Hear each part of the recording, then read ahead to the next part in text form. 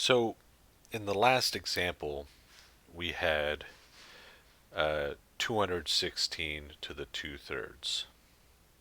And we ended up taking the root of it, the cubed root of 216, and then squaring it. Well, the opposite works just as well. We could have taken 216 and squared it, and then taken the cubed root of it, and we would still get 36. So the order of it doesn't matter all that much. You're just always choosing whichever one is the most convenient for you. And part of that is whatever is most convenient for typing things into the calculator, which we're kind of going to end up doing here for example 3 when we try to solve an equation with a rational exponent. So we have this formula, capital C equals lowercase c times 1 plus r to the n, and it can be used to estimate the future cost of an item due to inflation.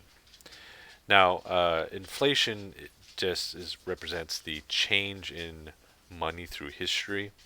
If you've ever talked to an old person, they've complained about how expensive something is. You probably have heard about how, like, they used to buy, you know, I used to get a hamburger for a nickel or a coffee for a nickel or something like that, and you're like, wow, whole coffee for a nickel when now coffees cost like $3. It's just things change over time. The value of money changes, the value of things that you buy change, and how much money you make changes. So all that is kind of tracked through this idea of inflation.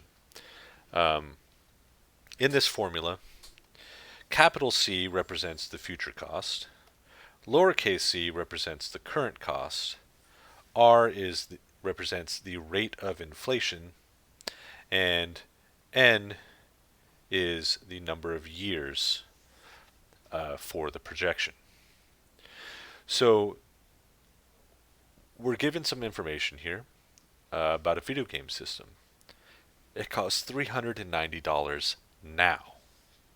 That would represent the current cost because it's right now.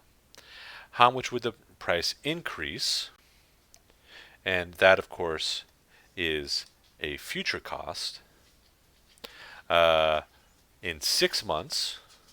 So that is our number of years with an annual inflation of 5.3%. So that's our inflation rate.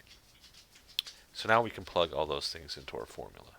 We want to know the cost, capital C, of the future, with our current cost of $390 right now, times 1 plus the inflation rate of 0.053 to the n, which is 6 months. Now, the big mistake people make here is they just plug in 6, but that's months.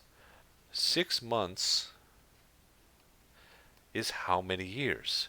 It is half of a year.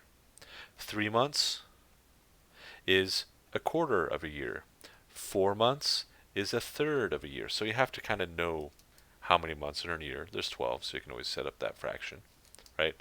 The number of months divided by how many months are in a year, and it tells you. So I really should have 1/2 for my exponent here, which now makes sense that it's connected to this problem. We've been dealing with ratios inside of exponents all for today. So the idea is I want to take 390 and multiply it by the square root of 1.053. So in this problem, really what I'm trying to do is type this into my calculator. 390 times the square root of 1.053. So 390 times the square root of 1.053. And I have a future cost of $400.20.